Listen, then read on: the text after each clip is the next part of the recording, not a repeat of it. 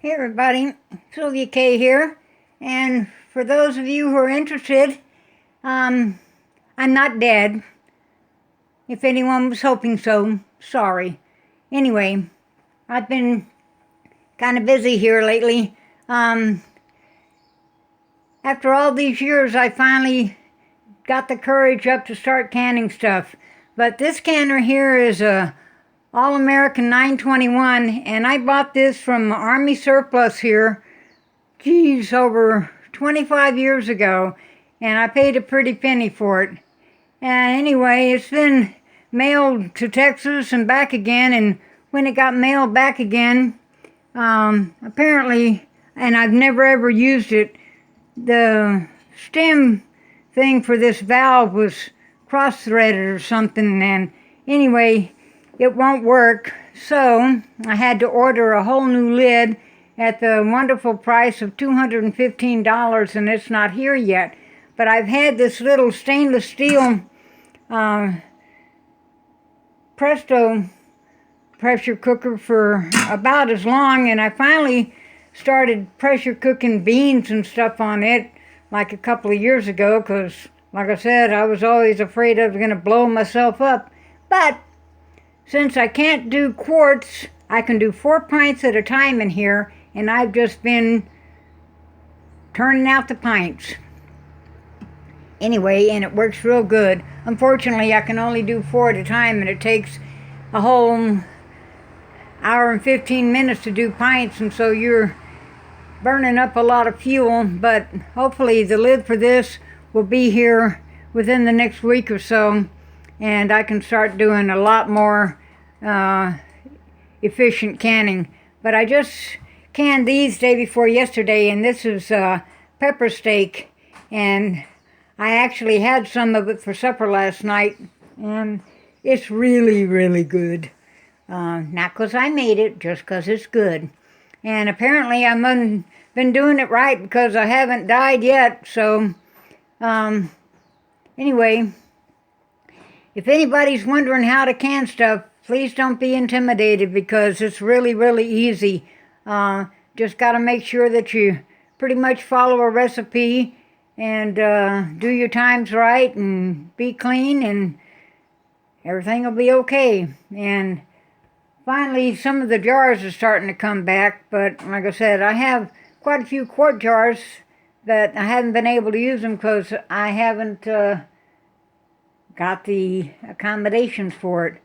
But I did do some beets and some pineapple and stuff in a water bath in the quart jars, and it came out real good. So today I'm going to be making the fixings for chicken soup, but I can also use the base to make chicken and dumplings or chicken pot pie or whatever. So I'm going to get started with that here in a bit. See, I've already cut up my onions. Now I'm going to do my carrots.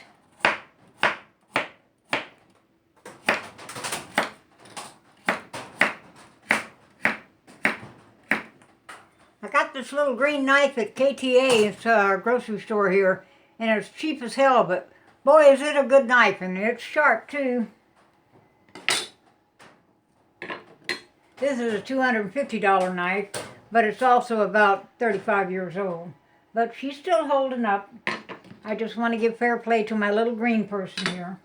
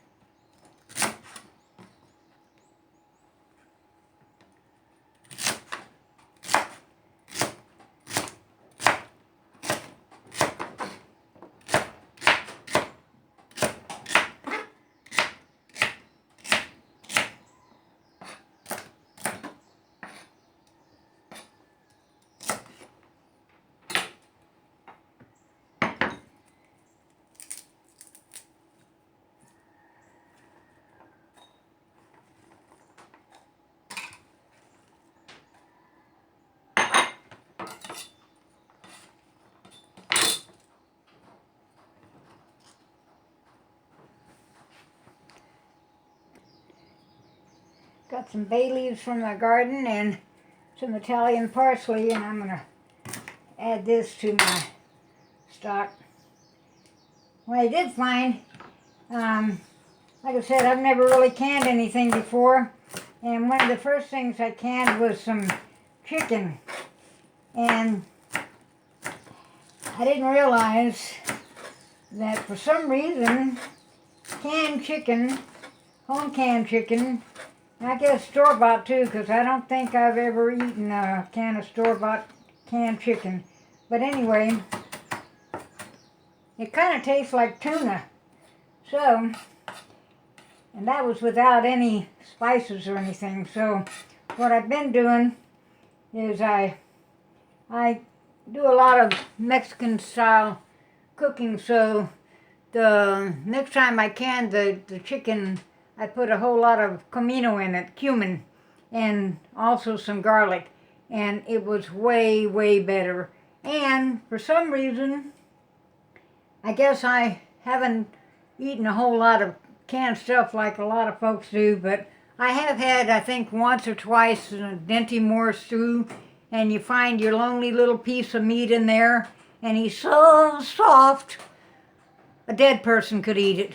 Well, anyway, I guess that's just what happens to meat when you cook it, because, like I said, it gets cooked for an hour and 15 minutes, but it's still good. But I'm getting better at it. And meat's getting so expensive, well, it's time to start doing something. And like I said, I've been wanting to do this for years, but just never had the courage. And then when I got the courage, I didn't have the money. And then when I had the money, they didn't have the jars. So, you know, it's just a never-ending soap opera.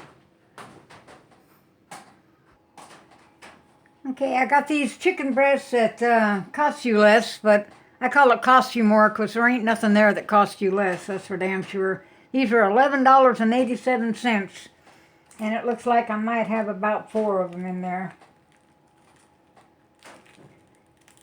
Well, childproof.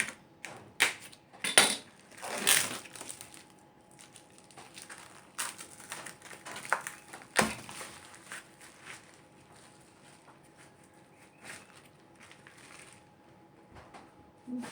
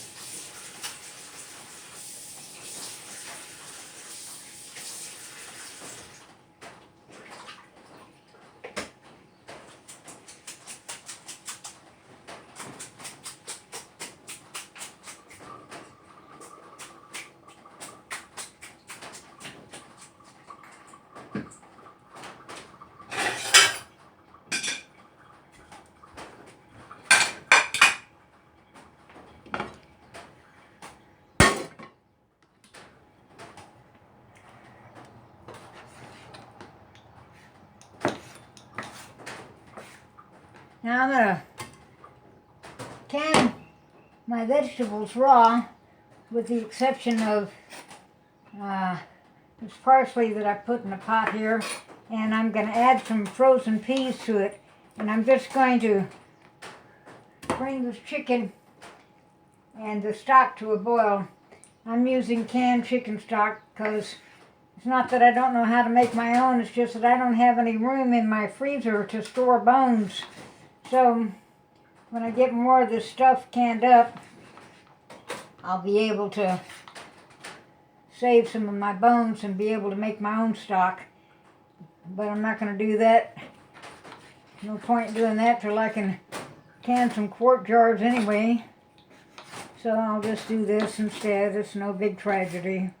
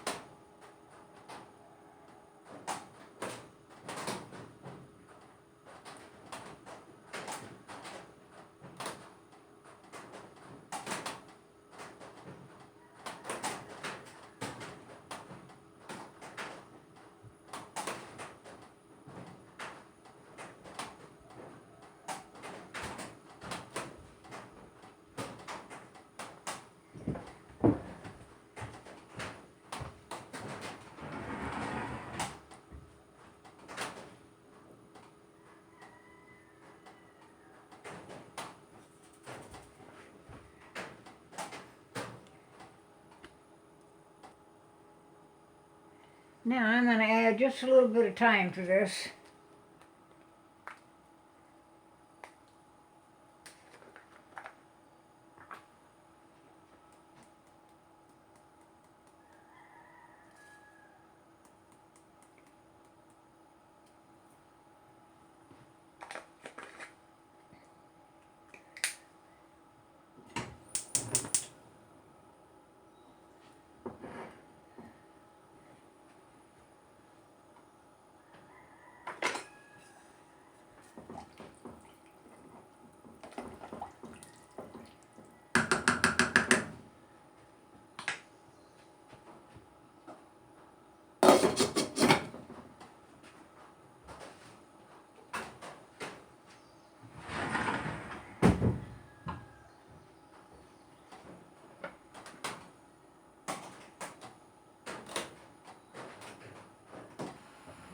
Now what I'm doing over here, I have my jars. I can only put 4 in there at a time too, but I have them in hot water and bringing them up to a boil, so that way they'll be warm whenever I put the hot chicken mixture in, and also the water will already be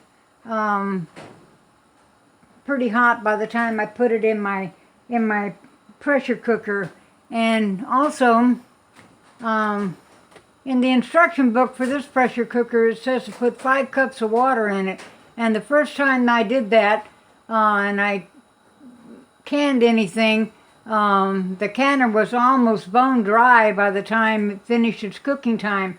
So now I just bring it up to almost to the top of the jars, maybe just a little past the shoulder, but it seems to be working fine now. Now in the 921 canner, it is probably a lot more efficient than this little other canner, but and it calls for 1.5 inches of water. So whenever I start canning with it, I'll have a better idea of how that's going to go too.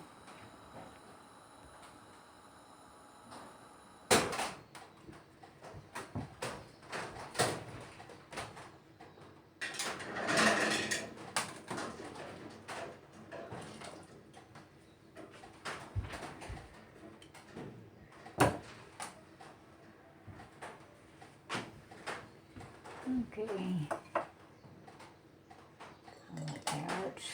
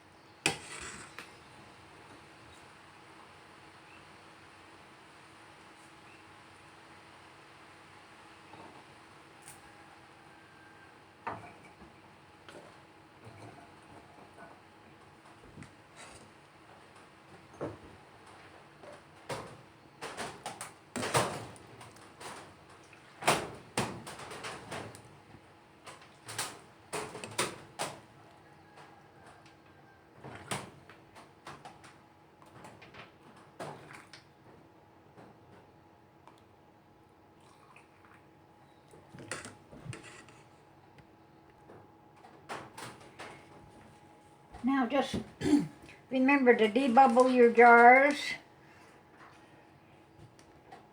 And I brought these up to about an inch headspace, but I've also found that if you don't have everything fully cooked to the max, that it's going to render some of its own juices. So I've just been doing it just a little bit shy of what it says for headspace, and I'm not getting nearly as much leakage in my jars. And you don't have to sterilize your lids anymore if you're pressure canning, because nothing's going to live in that anyway.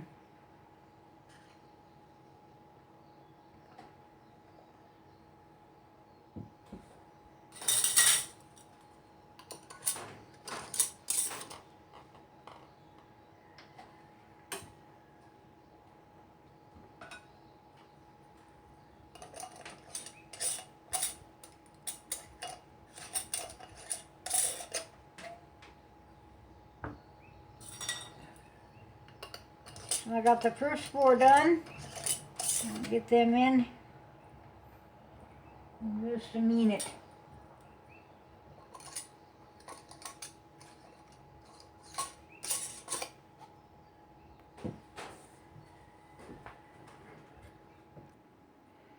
Now I've been putting these cans in here with the water just barely under the shoulder, and my canner isn't running dry, because if your canner runs dry, you're in big kimchi.